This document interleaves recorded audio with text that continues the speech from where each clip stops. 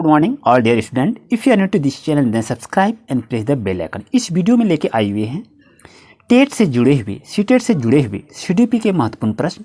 तो सीडीपी में कौन कौन से क्वेश्चन कैसे कैसे पूछे जाते हैं, तो आइए इसी के बारे में चर्चा करेंगे। तो दोस्तों वीडियो के अंत तक बने रहें और अंत में आप अपना फीडबैक अवश्य देंगे।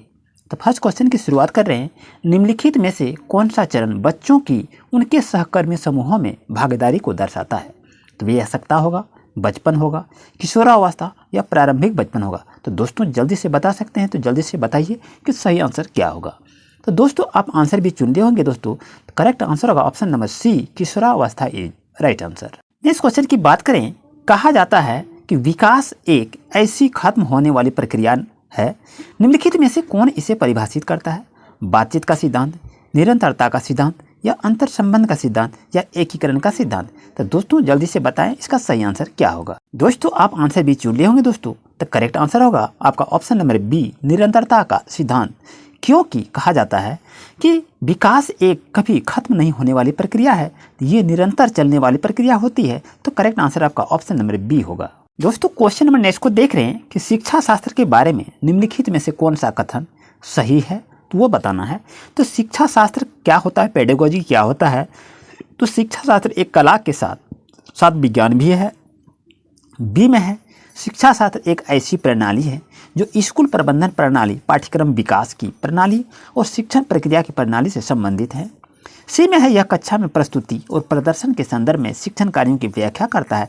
और ऑप्शन डी में है, उपयुक्त सभी। तो दोस्तों अगर आपके पास सीटेट एग्जाम में ऐसा क्वेश्चन यदि पूछा जाए और आप यदि आंसर को देख रहे हैं लेकिन क्वेश्चन आपको समझ में नहीं आ रहा है, क्वेश्चन क्या कह रहा है, तो जो भी ऑप्शन सबसे लंबा हो तो उसी को आप टिक कीजिएगा, तो वो आंसर आपके लिए सही रहेगा। तो ये जो क्वेश्चन आप देख रहे हैं, इस ऑप्शन में से सही ऑप्शन को चुनना है, ये आपका क्वेश्चन है। तो सही आंसर को कैसे चुनेंगे? तो करेक्ट आंसर होगा ऑप्शन नंबर बी। क्योंकि शिक्षा शास्त्र जो होता है, पेडागोजी जो होता है, वह एक ऐसी प्रणाली है जो स्कूल प्रबंधन प्रणाली, पाठ्यक्रम पर और शिक्षण प्रक्रिया की प्रणाली से संबंधित होती है। दोस्तों ये तीन चीज़ इसमें आ गया जो कि पेडागोजी से संबंधित होती है। तो करेक्ट आंसर होगा दोस्तों option number B is right answer. दोस्तों नेक्स्ट क्वेश्चन की बात करें। शिक्षा में शिक्षा शास्त्र की विश्लेषण के तीन प्रकारों में से कौन सा एक है? मान्यताओं का शैक्षिक विश्लेषण, विषय का शैक्षणिक विश्लेषण, भावनाओं का शैक्षणिक विश्लेषण या उपरोक्त में से कोई नहीं? तो दोस्तों जल्दी से बताएं इसका सही आंसर क्या होगा। तो दोस्तों आप आंसर भी चुन लिए होंगे दोस्तों। तो करेक्ट आंसर होगा मान्यताओं का शैक्षणिक विश्लेषण। तो कैसे होगा कि शिक्षा शास्त्र के विश्लेषण के तीन प्रकार होते हैं, उनमें से एक प्रकार आपका मानवता के शैक्षणिक विश्लेषण पर आधारित है। विषय के शैक्षणिक विश्लेषण से कोई मतलब नहीं है, भावना से कोई मतलब नहीं है और उपरोक्त में से कोई ये होगा ही नहीं। तो ये मान्यता आपका शैक्षणिक विश्लेषण पर आधारित होती है। नेक्स्ट क्वेश्चन की बात करें कि निम्नलिखित में से कौन सा सीखने को प्रभावित करने वाला शिक्षक संबंधित कारक है? विषय वस्तु पर महारत हासिल करना, बैठने की उचित व्यवस्था, शिक्षण अधिगम संसाधनों की उपलब्धता या उपरोक्त में से कोई नहीं?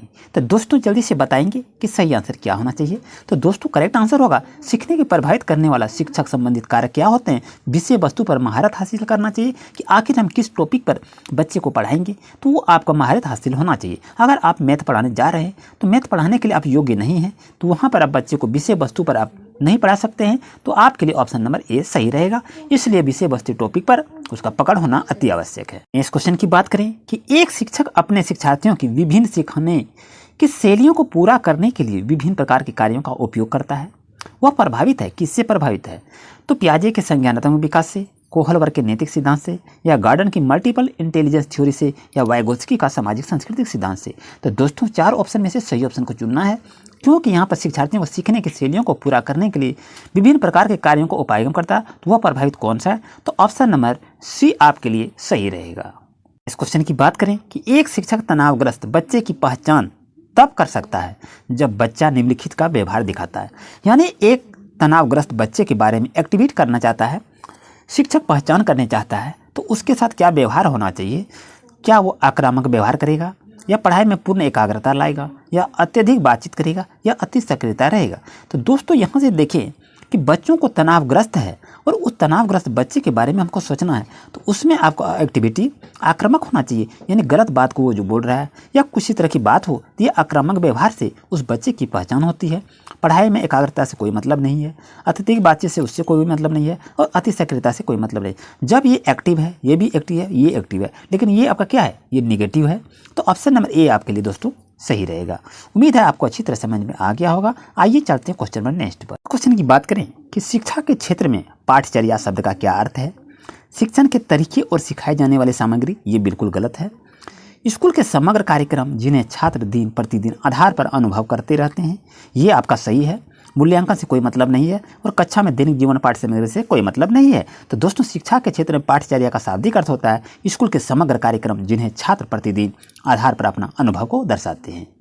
इस क्वेश्चन की बात करें कि माइंड मैपिंग से क्या तात्पर्य है। समझ बढ़ाने की एक तकनीक है, एक साहसिक कार्य के लिए कार्य योजना है, या मन का चित्र बनाना, या मन के कार्य पर शोध करना। तो दोस्तों, यदि ऐसा क्वेश्चन रहे तो माइंड का मतलब होता है दिमाग, और मैपिंग का मतलब होता है मापना। तो ये सीधे सी तो बात है, आपका ऑप्शन नंबर डी आपके लिए सही रहेगा, क्योंकि मन के कार्य पर शोध करना ही माइंड मैपिंग कहा जाता है। इस क्वेश्चन की बात करें कि डिसलेक्सिया रोग किससे संबंधित है। ये हर एक प्रकार के टेट एग्जाम में पूछे जा रहे हैं। ये क्वेश्चन आपको सीटेट में भी पूछा जाएगा, इसे याद जरूर रखें। तो डिसलेक्सिया जो है गणित विकार से नहीं है, व्यवहार संबंधी विकार नहीं है, मानसिक विकार नहीं है, ये पढ़ने से होता है, इसे आप याद रखें। ये क्वेश्चन आपके लिए काफ़ी महत्वपूर्ण है। तो यदि हमारे डिसलेक्सिया यहाँ दिया है तो पढ़ने से है, और डिसकैलकुलिया रहे तो आपका गणितीय विकार से होता है, इसे याद रखें। इस क्वेश्चन की बात अगर करते हैं कि बच्चों के संज्ञानात्मक विकास के 4 विशिष्ट चरणों की पहचान की जाती है, किसने कहा था, ये जल्दी बनाना है। तो यदि संज्ञानात्मक विकास का बात यदि कहे दोस्तों, तो याद रखें सीधे वो पियाजे से संबंधित है, तो ऑप्शन नंबर ए आपके लिए सही रहेगा। इस क्वेश्चन की बात करें वह अवस्था जिसमें बच्चा वस्तुओं और घटनाओं के बारे में तार्किक रूप से सोचना शुरू करता है, तो वो क्या कहलाता है। संवेदी मोटर चरण, औपचारिक परिचालन चरण, या प्री ऑपरेशनल चरण, या ठोस परिचालन चरण। तो दोस्तों, इसका सही आंसर जहाँ भी सोचने की शुरुआती करता है, उस घटना के तार्किक रूप से क्षमता दिखाता है, तो ऑप्शन नंबर डी आपके लिए सही रहेगा। नेक्स्ट क्वेश्चन की बात करें कि एक स्कूल राज्य स्तरीय एकल गीत प्रतियोगिता के लिए छात्रों को तैयार करते समय लड़कियों को प्राथमिकता देते हैं, ये क्या दर्शाता है। लिंग पूर्वाग्रह, व्यवहारिक दृष्टिकोण, वैश्विक रुझान, या प्रगतिशील सोच। तो दोस्तों, इसका सही आंसर होगा लिंग पूर्वाग्रह, ऑप्शन नंबर ए आपके लिए सही रहेगा। इस क्वेश्चन की बात करें कि शिक्षार्थी की एक त्रुटि अक्सर इंगित करता है शिक्षार्थियों का सामाजिक आर्थिक स्थिति, वे कैसे सीखते हैं, एक यांत्रिक ड्रिल की आवश्यकता, या सीखने की अनुपस्थिति। तो दोस्तों, इसका सही आंसर होगा आपका ऑप्शन नंबर सी ई राइट आंसर। तो आज का क्लास कैसा रहा, वीडियो को पाते ही जरूर कमेंट करें। इसी तरह प्रत्येक दिन हम अपडेट करते हैं सीटेट टेट से जुड़े हुए CDP से महत्वपूर्ण question. Thank you for watching my video.